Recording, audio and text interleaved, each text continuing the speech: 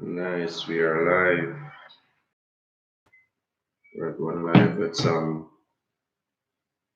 Keep Unit 2, Module 1.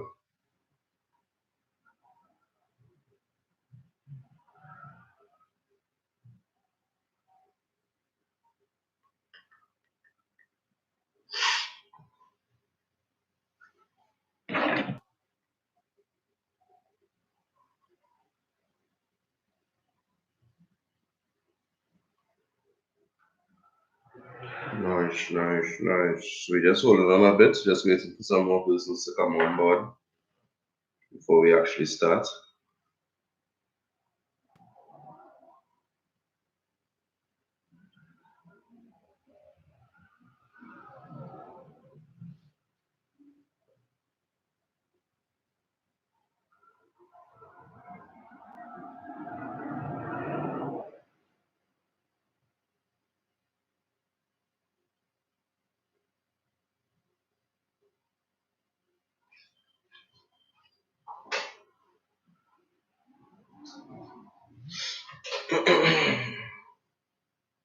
See if we could go live on Instagram as well. Let's set him up.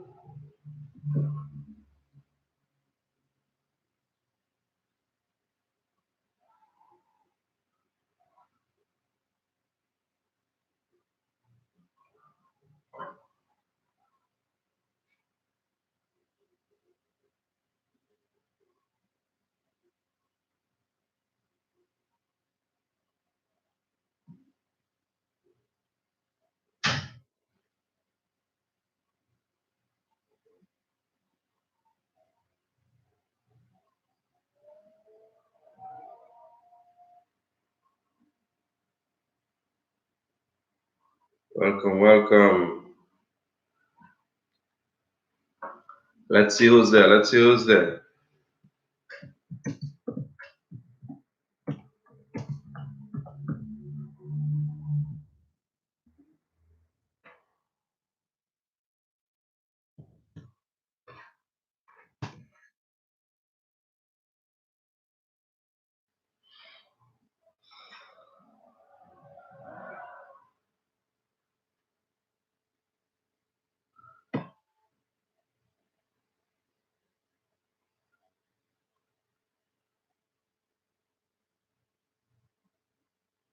Nice. So what are we looking at today? Today, Instagram people, good morning. We're going to be looking at Keep Unit 2, revision of Module 1.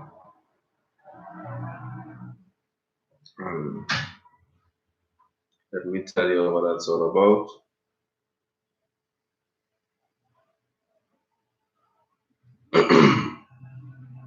The deal with las actualidades, or current affairs.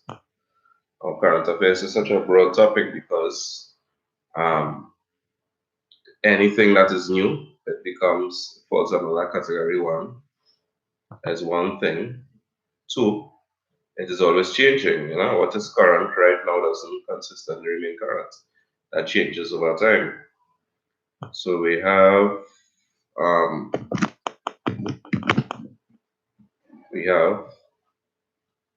human rights, regional alliances, relationships between Spanish and non-Spanish speaking countries, and also we have social and political unrest. So those are some of the themes that we'll be going through today, as we'll be examining. And We want to start, of course, with los derechos humanos, human rights.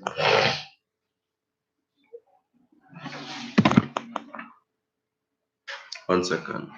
Just pass. I'm watching over the live streams for Unit 1. I'm just saying you're doing a great job. Keep it up. It's very helpful. Thank you, Josiah. I really appreciate your words.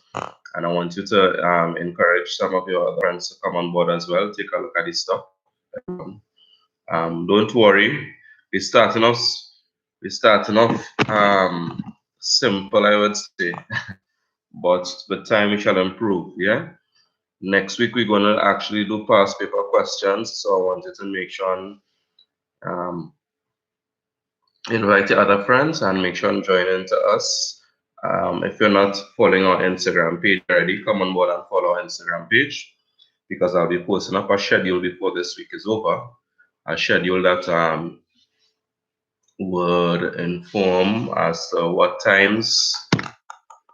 Thank you, Josiah. A schedule that would inform as to what times we doing revision and different things. I want to especially focus on exam writing the exam next week. Yeah. And don't, if it is, you may feel as if you're missing out some sort of what to call it. You may feel as if you don't have all the information regarding the content. Don't worry, we'll be, of course, by going through the exam papers, the past paper questions, we will touch on um, a lot of content as well.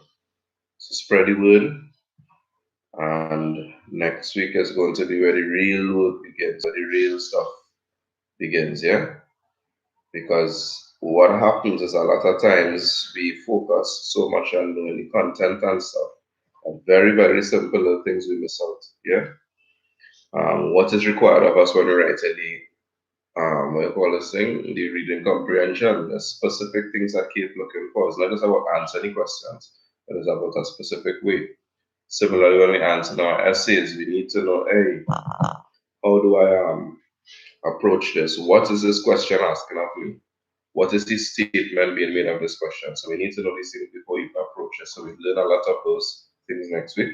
And I will actually be going through and doing stuff so you will see what a sample essay looks like, what a sample excellent essay looks like.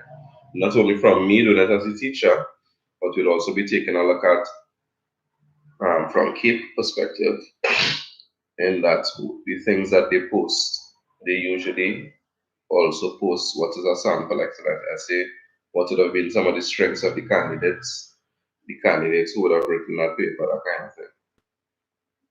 So we're going through all of those next week. So make sure and spread the word, spread the word, spread the word.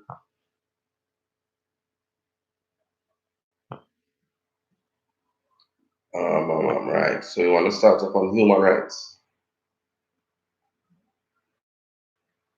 Los derechos humanos is how we say human rights in Spanish.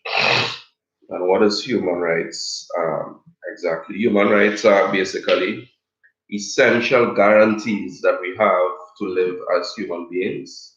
And it is believed that without human rights, we cannot grow or fully exercise our qualities, our intelligence, our talents, our spirituality. Now, first and foremost, we must ask ourselves, where does this whole issue of human rights come about? Yeah, we have seen that the United Nations would have been formed, forgive me for not knowing the exact date, but somewhere after World War II. So when we have seen those atrocities in the modern times, 20th century, World War II was 1939 to 45. Coming out of that period and seeing some of the atrocities that would have taken place, we had to take stock of ourselves as human beings and stop to think, listen,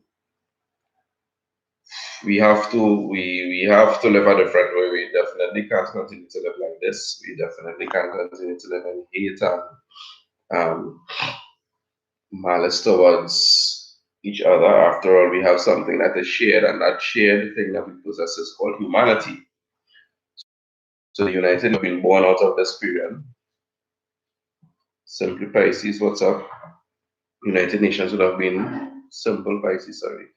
The United Nations would have been born out of this period. And their role, they were tasked basically with providing a standard or a guarantee for every single human being, regardless of their age, their gender, their race, their ethnicity, their social class.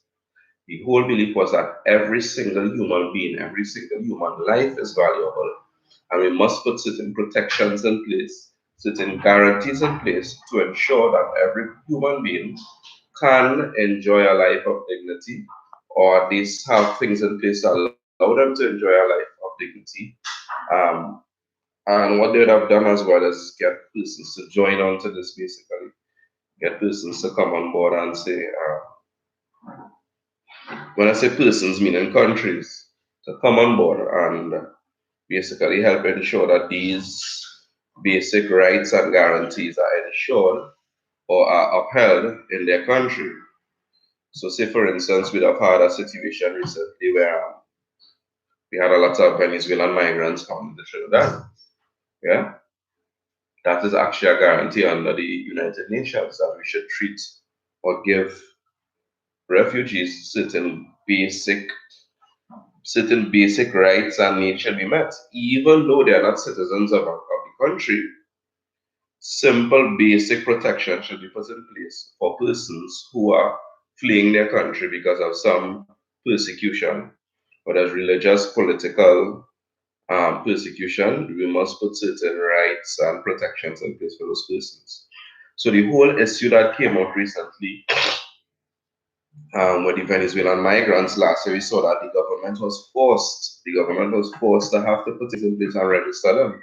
Now, many persons don't understand the backstory of this. The government of Trinidad and Tobago, when I say the government of Trinidad and Tobago, we're not referring to this specific government, this specific PNM government that is in power right now, but the state organization, which is made up of the executive, the government at that time, many years ago would have signed on to the UN treaty for the treatment of refugees. So basically, the process is this. Countries would sign on and say, yes, we agree with you, United Nations. We agree that all human beings are dignified, and we believe that they should be honored. And even if they are a refugee fleeing their country, although they do not have the same rights as our citizens, persons that were born here, we will give those persons certain basic rights. That was the thinking, yeah? So the government of Trinidad and Tobago signed on to that. But signing on is just the first step of any country. The second step is that you have to change your laws so that it will be consistent with what you have signed on to.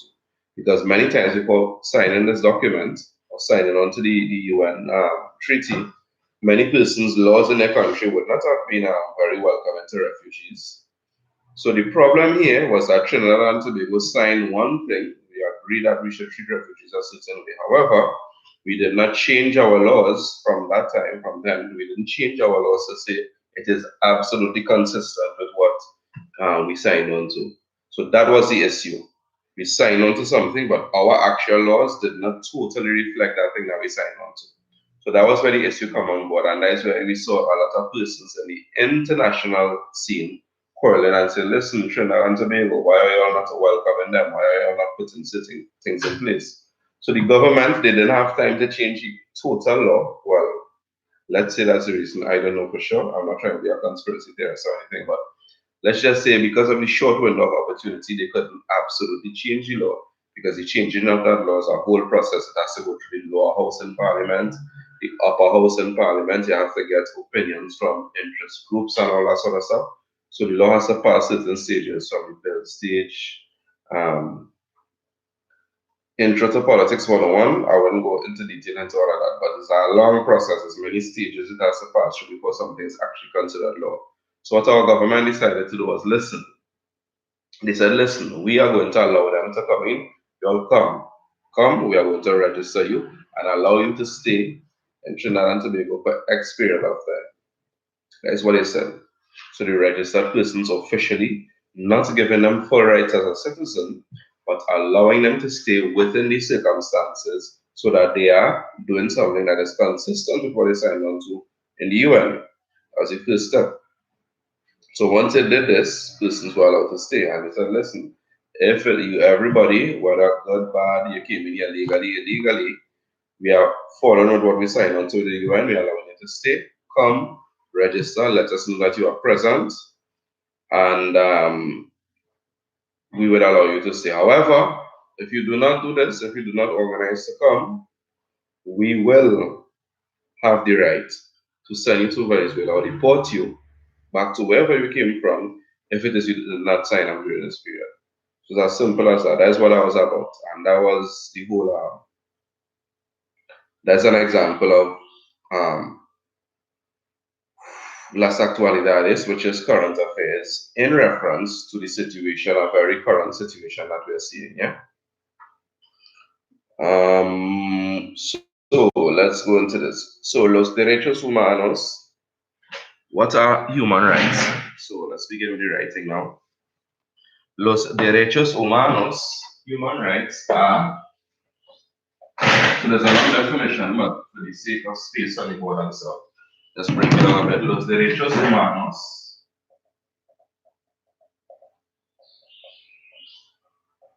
human rights are garantías esenciales, essential guarantees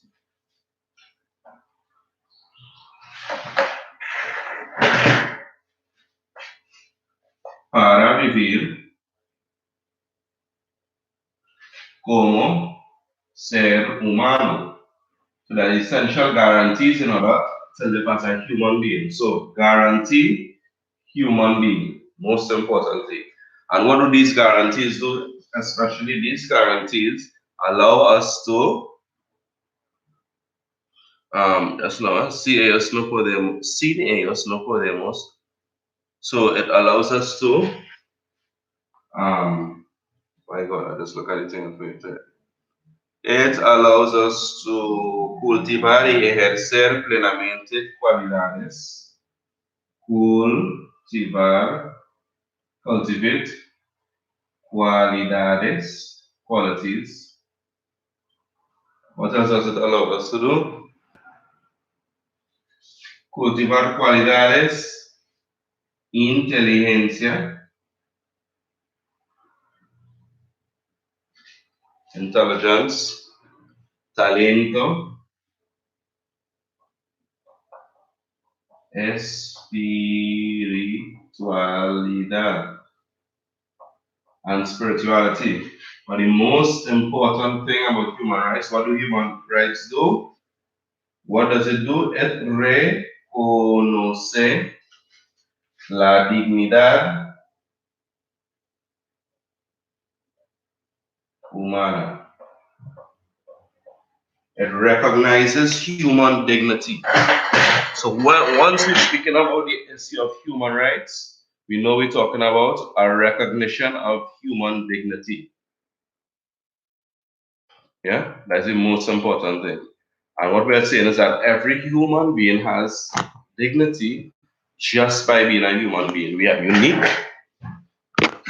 Buenos días, Kyle. ¿Qué tal? Every single human being has dignity just for the fact that they are a human being, right? We have our own personality, we have spirituality, we have intelligence, we have talent, and these things make us have dignity. And as a result, we should be treated a certain way, or we should be treated with respect and dignidad. So that's the whole concept of human rights. Now, we have a whole list of things that a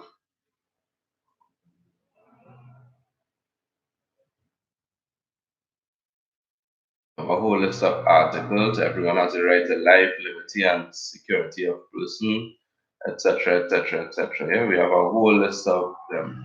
There are a lot. I can't remember the exact count, but it's more than 20 if I'm not mistaken. I'm already reaching Article 18, 19, 20, 21, 20. Yep, more than 20 that describe the human rights. Yeah. So if you want to get more information on this, a simple Google search for un.org, and you would see, once you go on UN's website, www.un.org/es if you want it in Spanish. Yeah, so you can switch it to Spanish. Just go to un.org and you will get an overview of the rights. You can change the site from Spanish to English as well to get that information. So that's the issue of human rights. Let's move on now to Next aspect from human rights. Just bear with me a sec while I go across this. Human rights, we now move to. Yes, I forgot to open up my. I forgot to open up my syllabus. So I'm moving from the top of my head. But I want to go in the exact order as we have on the syllabus.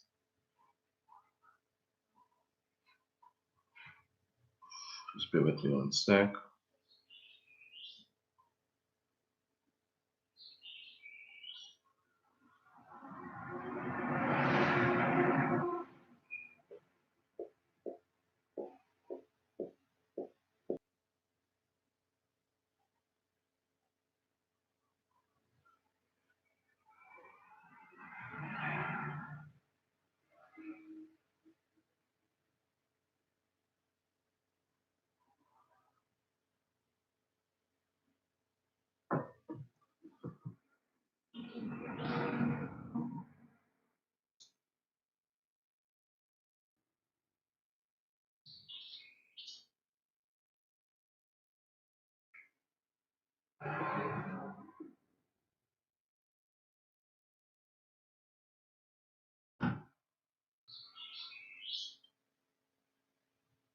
Nice. So next we move into social and political unrest. And lovely, lovely, lovely. We have an example again here of Venezuela. We have an example of Venezuelan neighbors once again.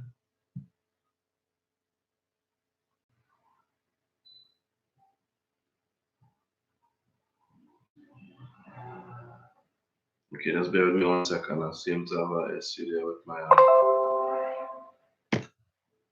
seem to have an issue there with the folder. Let me just make some changes here.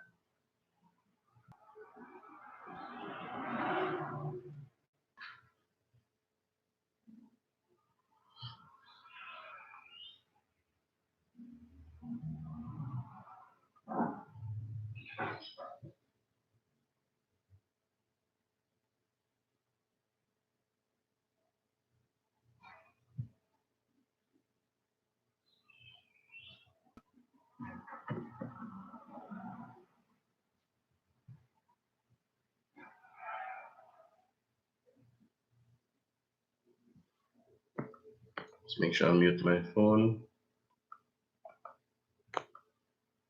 so that nobody interrupts.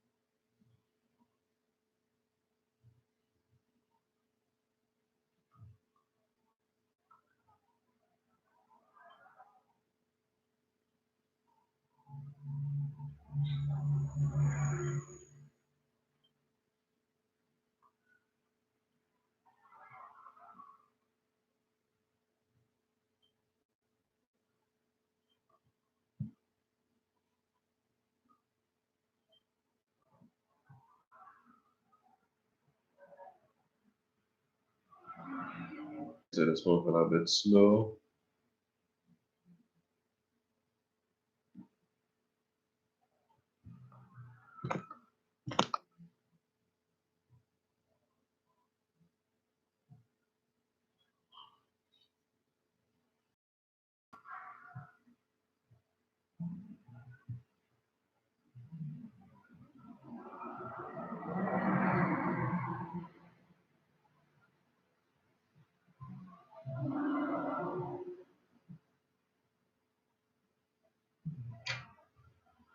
What is wrong with my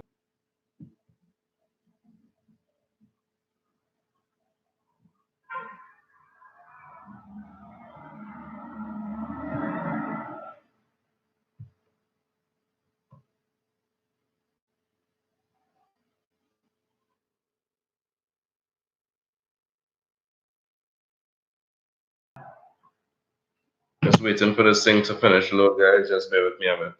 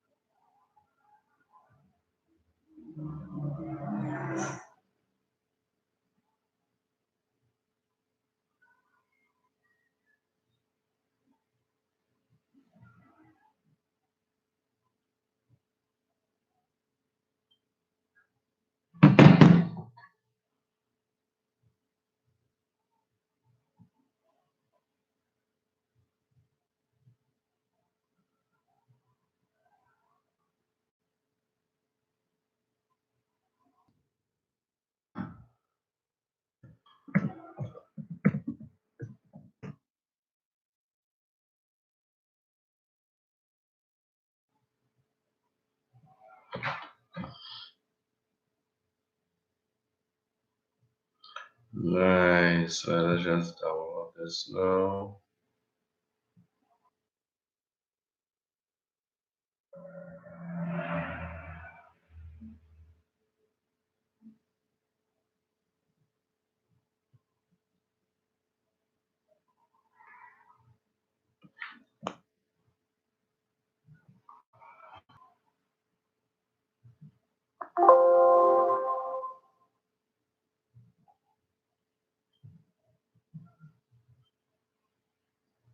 Thank you for your patience so much.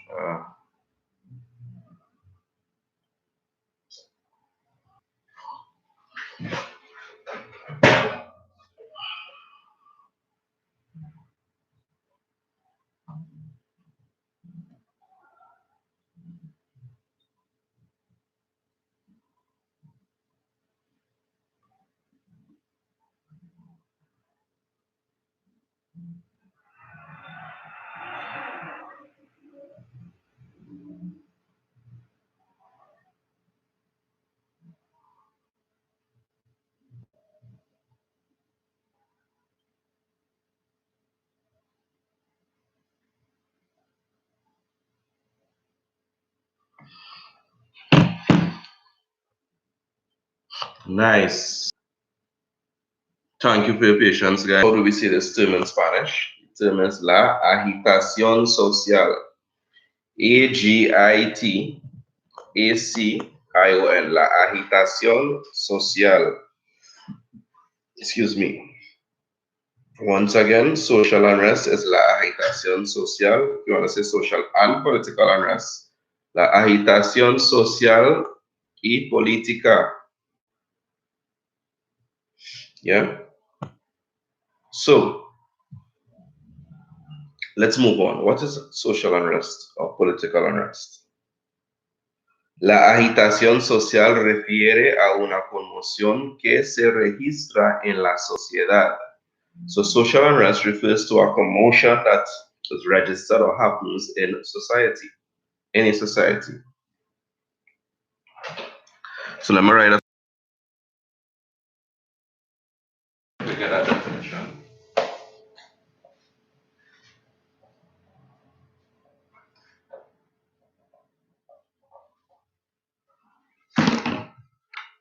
La agitación social y política. What is it? It is una conmoción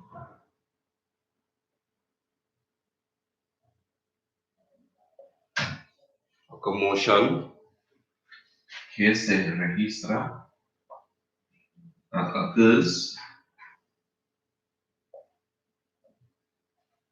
en la sociedad. Not in one part of the society, but in society in general. And what are the causes of social unrest? Just give me a sec here. Let me just let me see how is that. This view may be better. Nice.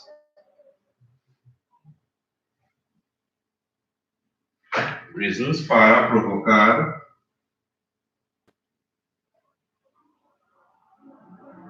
Once again, this word provocar is a synonym for causar. Once again, provocar is a synonym for causar, which means to cause. So, para provocar un cambio en la sociedad. It is done to cause some change in society. Is the reason why we have social and political unrest. Most times, yeah? Nice. So,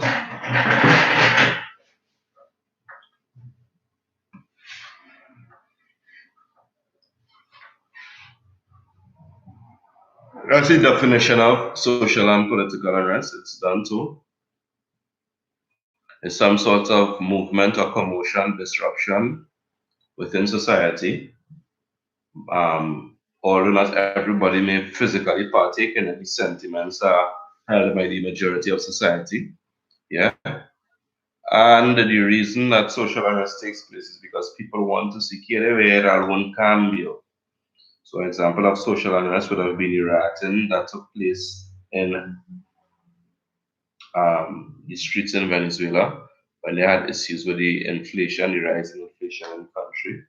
Another example of social unrest would have been the coup in 1990 in Trinidad and Tobago.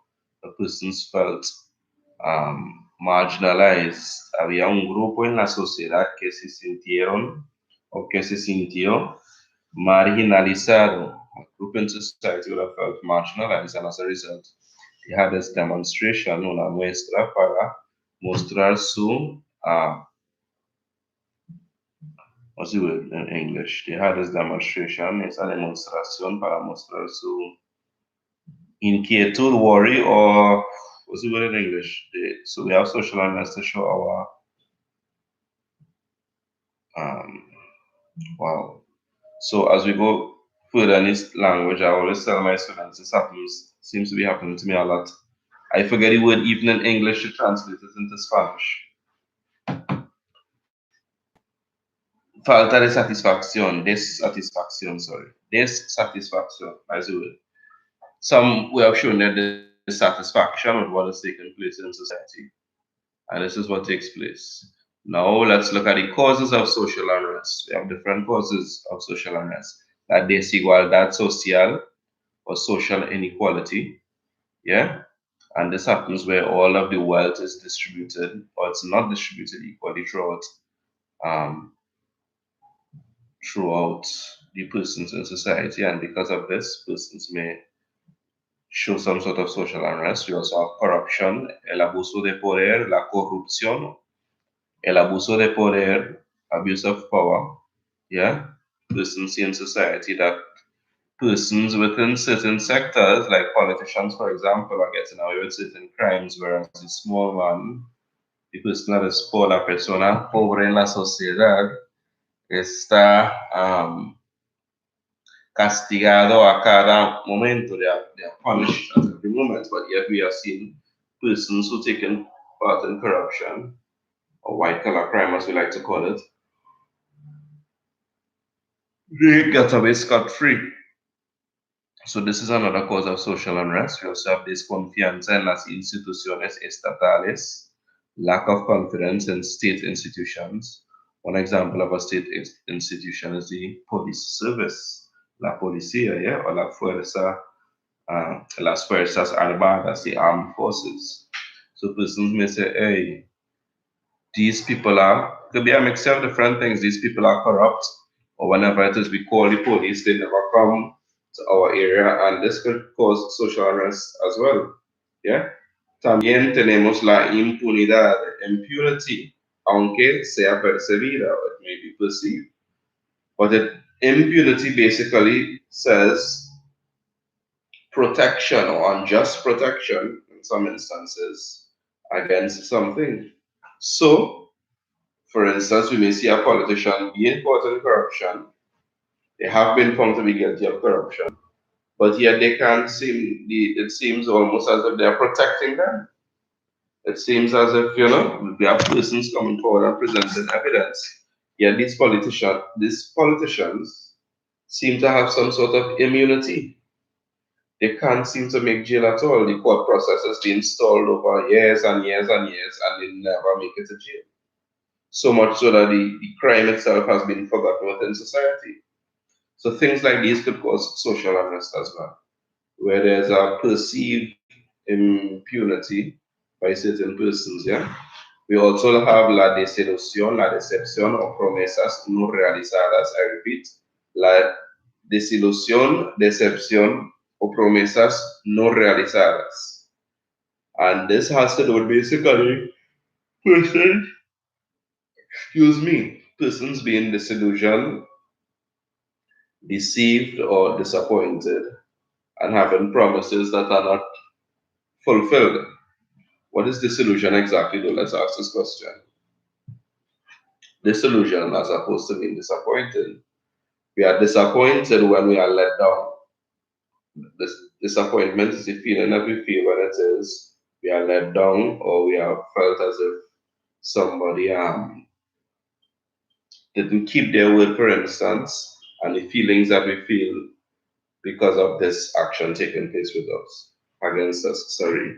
Disillusion, on the other hand, has to deal with a feeling of a mismatch. In other words, we expected for something to, for certain feelings to be associated with this thing. However, the feelings that we actually feel when we do reach that place is totally different. I always like to give this example. I would have experienced this illusion from a very early age, at the age of 11, 1, and 12, when I wrote SCA exams at that time. And I'd have passed on my first choice, received excellent marks in my exam, and that sort of stuff.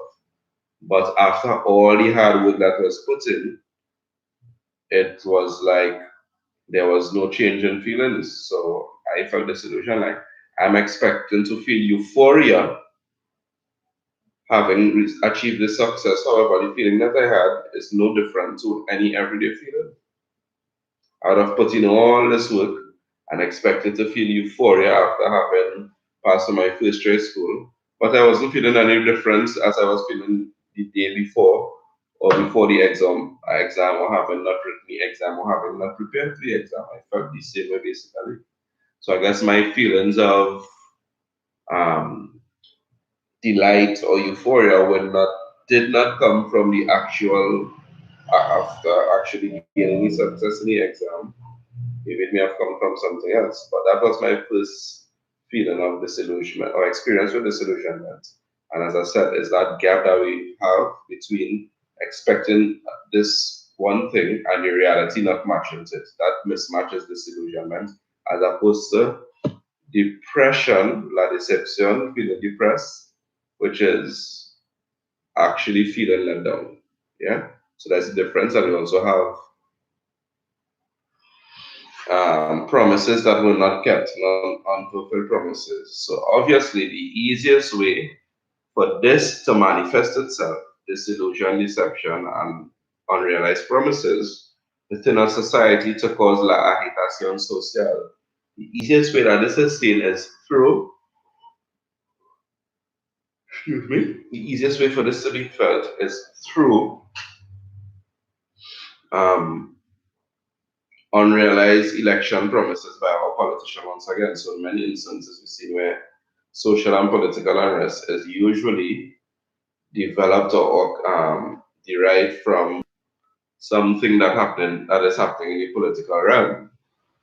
So la desilusión, decepción, promesas no realizadas, la mayoría de las veces pasa cuando los políticos, politicians, no cumplen con sus promesas, con su plan de elección. So this usually happens when politicians do not comply or do not meet their promises that they would have given through election, that sort of stuff. Yeah. And finally, the last cause of social and political unrest has to deal with the role of the media and IT la informatica. If the media basically pushes a certain agenda, yeah, or publishes certain information, many times people tend to believe in it. Now they may be presenting one aspect, solo una cara de la moneda, only one side of the coin they may be presenting, which is not the whole truth. No es la verdad en total. And this as well can cause unrest within a country. Yeah? So let me write down those for you. Don't think I forget you. I forgot you all. The causes of social unrest.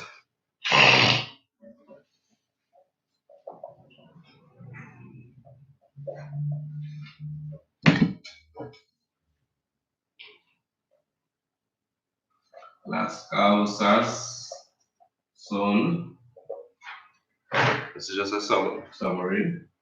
La desigualdad social unrest.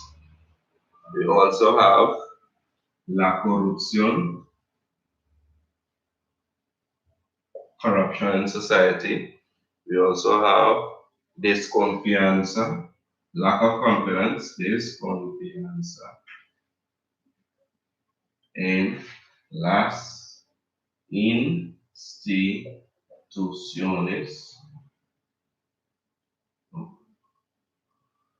del Estado. Lack of confidence in the institutions of the state. We also have la impunidad,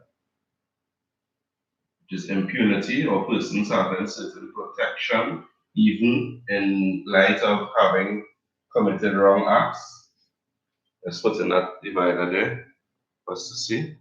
We also have la desilusión. Desilusión. Decepción por los políticos. And finally, el rol de la prensa, the role of the press through the images that they publish.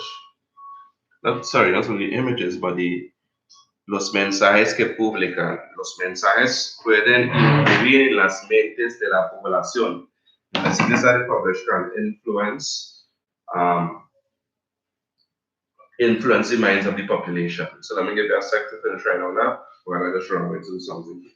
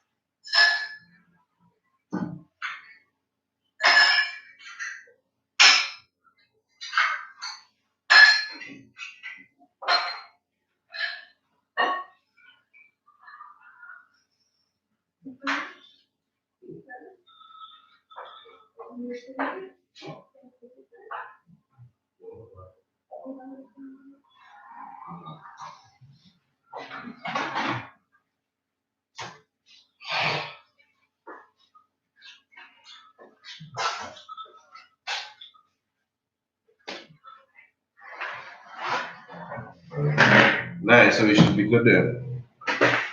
So those are the causes of social and political unrest.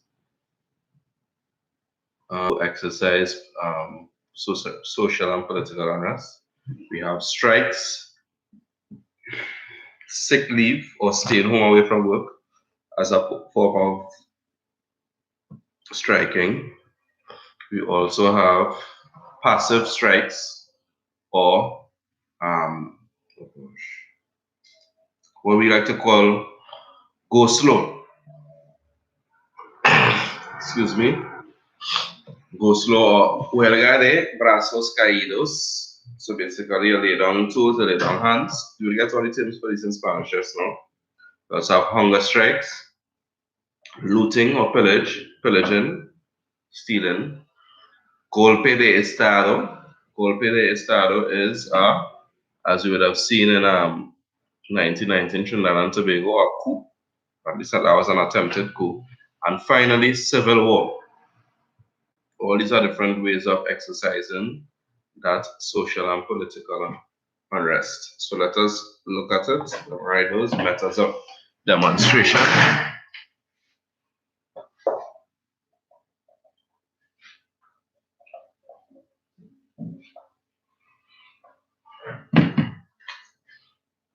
Métodos, methods of political and social unrest. We have huelga,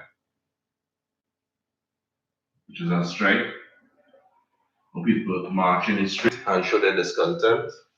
We have baja médica, medical leave.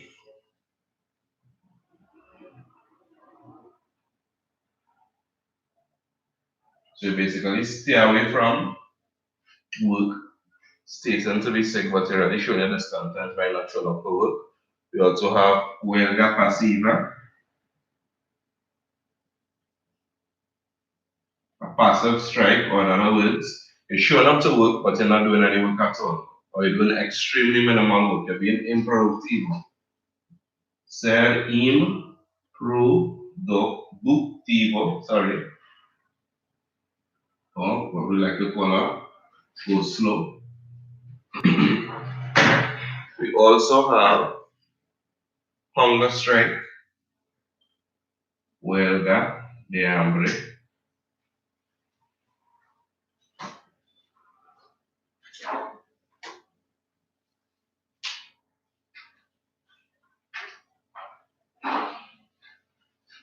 And the famous example of that is with Dr. Wayne Kulal Singh, when he decided to strike against, showed his discontent against the construction of the highway to Point Fortin.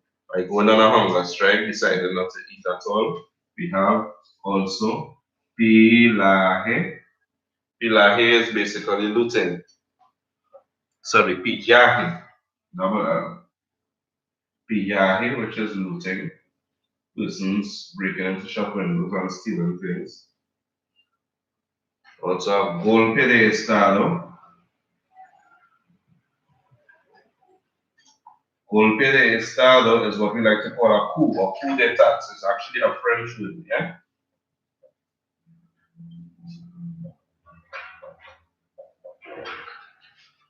And finally, guerra civil. I'm gonna write this one up here. Guerra civil, which is a civil war. Now, a civil war is not a war between two countries, but between groups within a country. So we have an example of a civil war in Iraq some years ago, where we had the government of Iraq and their army fighting against, for instance, another group within there, which is ISIS, for example. Yeah. So that's an example, or those are examples of demonstrations. So take your time and write those down. Finally, we want to look at the consequences of social unrest. What consequences does it have towards a country?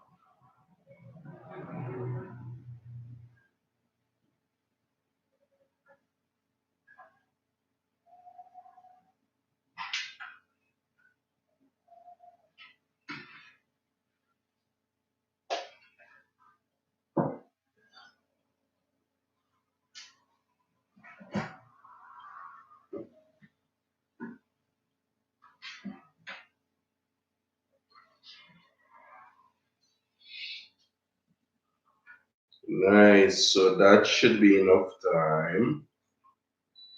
Let us now look at some of the consequences of having social and political unrest within a country. How does this affect the actual country? So we're going to look at next. First and foremost, violence and death, as in DEATH.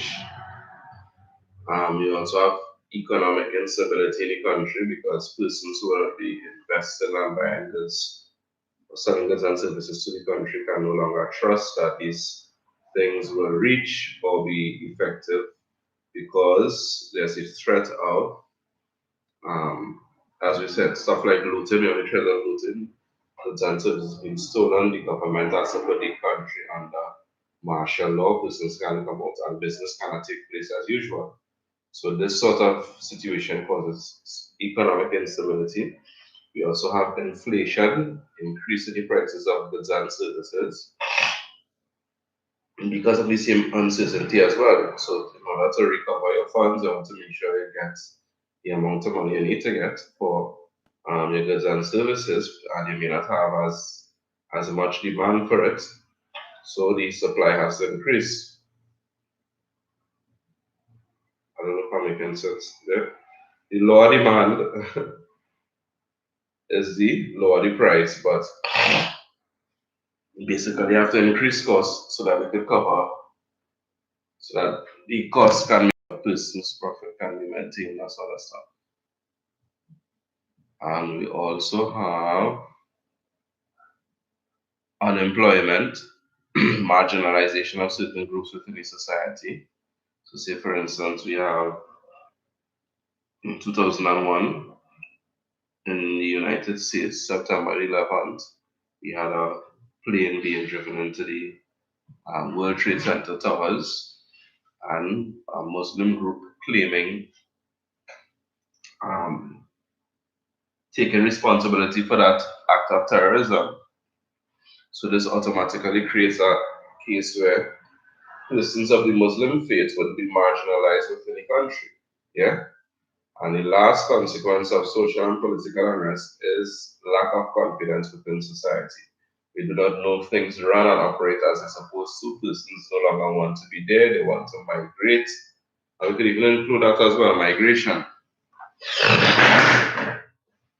So let's look at that finally, and this brings us to the end of the topic of social and political unrest.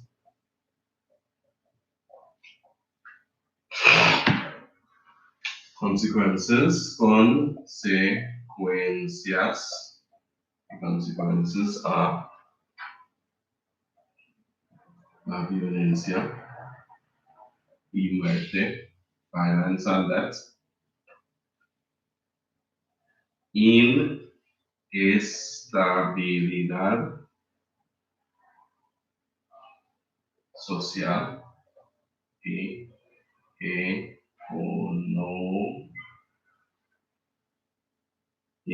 social and political instability and economic instability, sorry, la inflación,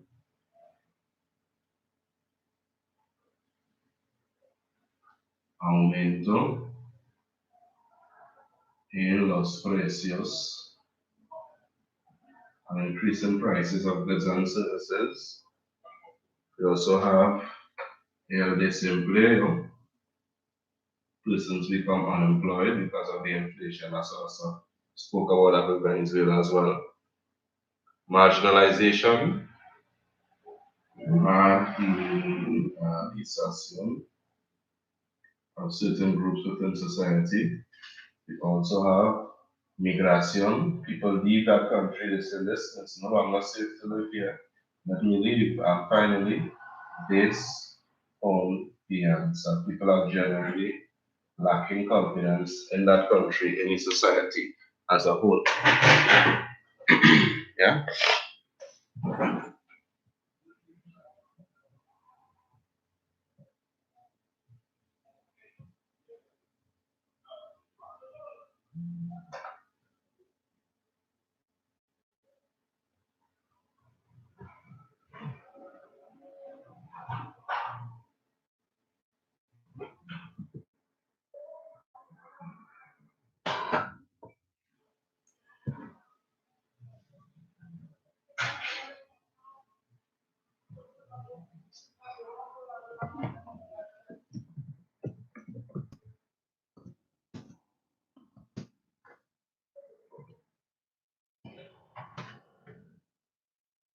One second, move on now to regional alliances within Latin America.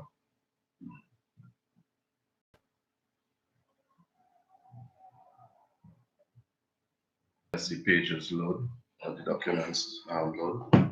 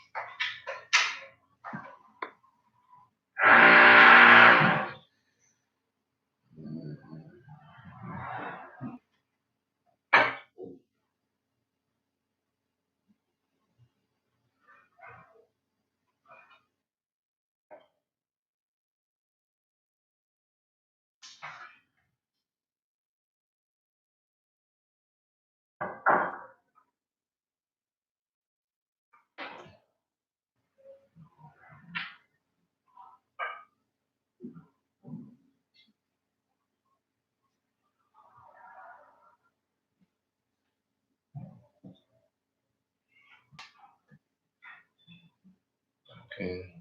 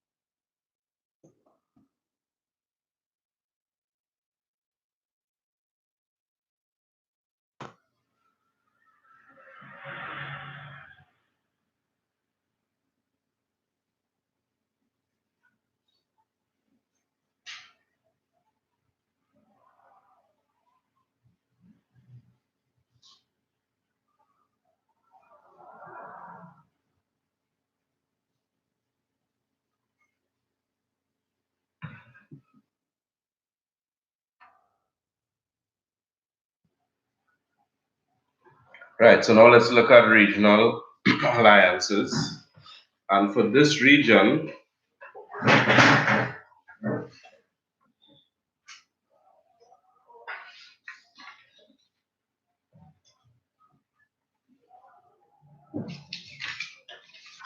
yes. So in this region, in Latin America region, we have many regional alliances. Sorry. Las alianzas regionales. Regional alliances.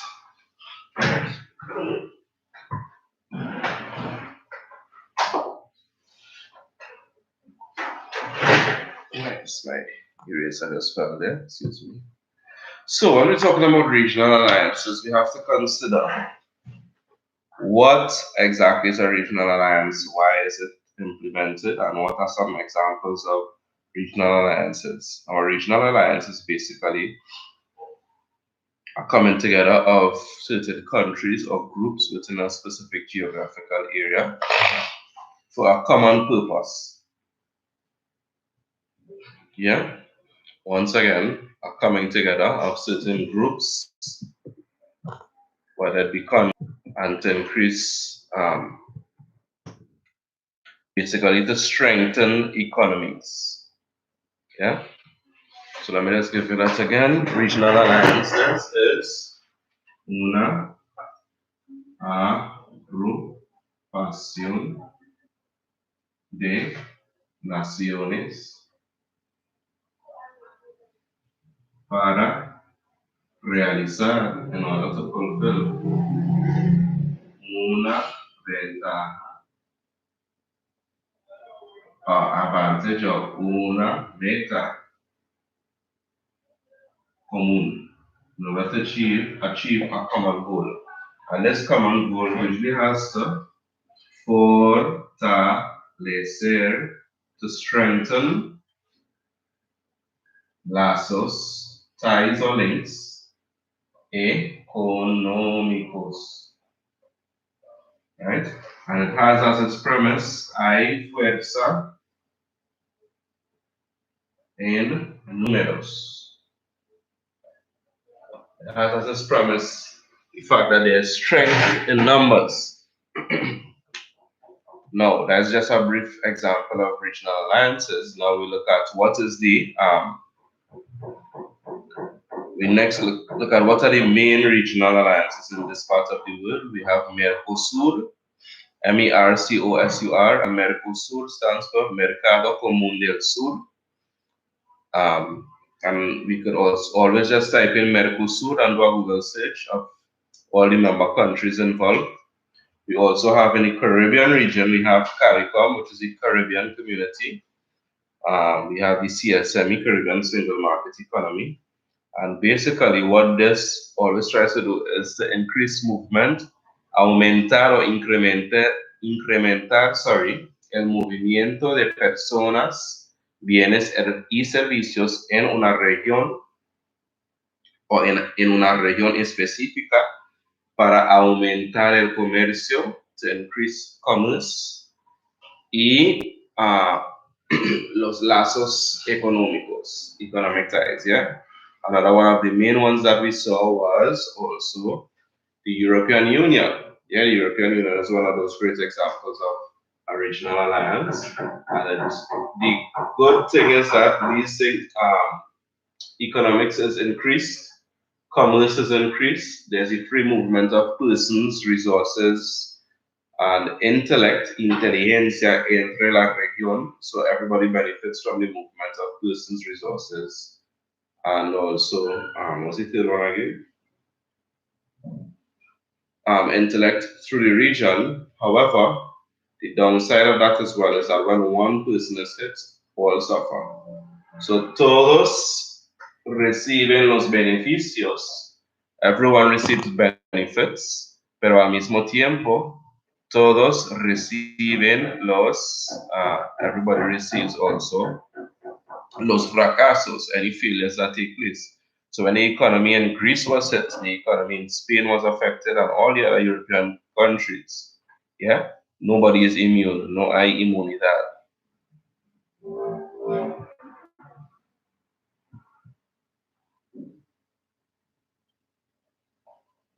And what is this? What is this?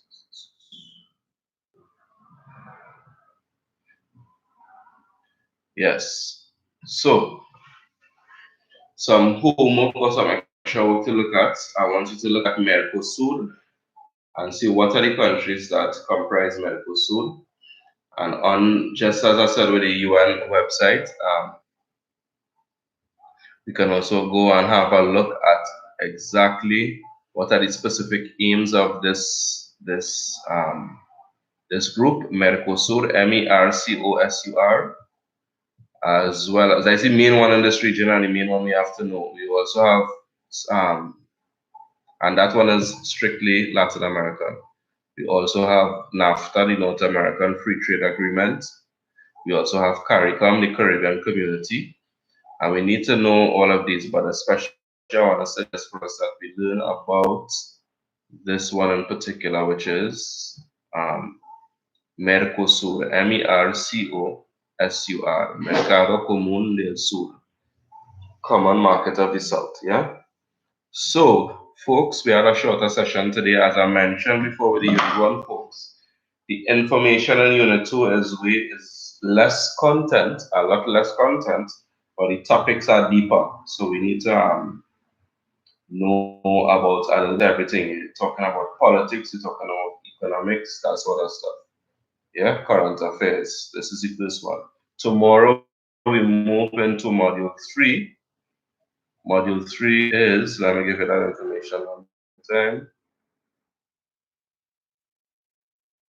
Do new reading comprehension modules first, and then will be followed up by the essay module. So Saturday we'll do module 2, which is the essay module. So tomorrow we'll do module 3, which is the importance and impact of various institutions for sustainable economic development, and we're looking at tourism, including ecotourism. We touch a bit of that in module 3, unit 1. When we're talking about conservation of the environment, we also look at agriculture and genetically modified foods. And as well, we would look at renewable and non-renewable sources of energy and new trends in business, including e-commerce and home office or working from home, looking at the advantages and disadvantages. So this will actually be a little bit, this is a bit of heavy in content in this module in particular. So we'll take a look at that tomorrow, please God. And as I said, if this has been beneficial to you all, invite more of your friends to come on board. Shoot me a message on Instagram, any questions you may have. Shoot a message and I'll be glad to answer for you all and let us know how we may help you. So that brings us to the end of our live stream for today. Best of luck, guys. Happy studies. And we have some time today to go on with some more work. So cheers. Take care.